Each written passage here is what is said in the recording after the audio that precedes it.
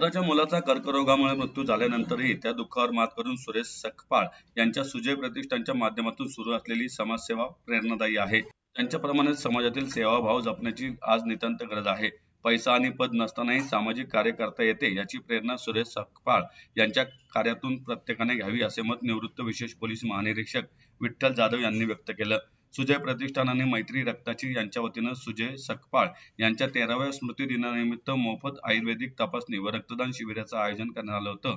त्यावेळी विठ्ठल जाधव बोलत होते. यावेळी अखिल भारतीय मराठी चित्रपट महामंडळाचे अध्यक्ष मेघराज राजे भोसले, अप्पर आयुक्त शिवकुमार साळुंखे, महापालिकेचे विरोधी पक्षनेते निलेश निकम, उद्योजक किसन भोसले, विद्याताई जाधव, कस्टम अधिकारी स्नेहल खैरे, अप्पर राज्यकर आयुक्त उमाकांत बिराजदार, सुधीर सकपाळ, उमेश सकपाळ, सुजय प्रतिष्ठानचे प्रमुख सुरेश सकपाळ यांच्यासह विविध क्षेत्रातील मान्यवर उपस्थित होते. सुजय प्रतिष्ठानतर्फे घेण्यात आलेल्या रक्तदान शिबिरामध्ये 117 रक्तदात्यांनी रक्तदान केलं.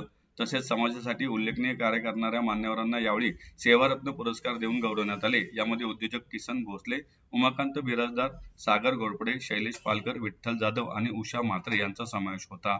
तसेच संतोष जाधव, डॉक्टर सुरेश राठोड, हरिभाऊ शिवले, मधुकर चौधरी, उज्ज्वला गौड, किरण सावंत, विजय ठुबे, श्याम झव्वर यांच्यासह श्री काळ भैरवनाथ फाउंडेशन, होय हिंदू आणि आदर्श सेवा मंडळ या संस्थांना समाज गौरव पुरस्कार प्रदान करण्यात आला. नमस्कार. सर्वप्रथम सर्वांना जय जिजाऊ, जय शिवराय, जय शंभूराजे.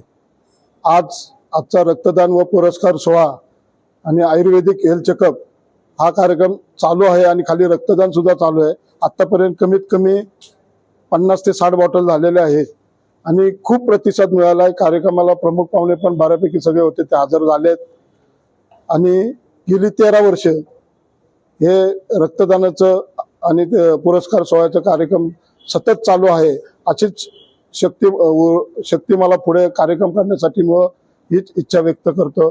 सर्वांना जय हिंद, जय शिवराय.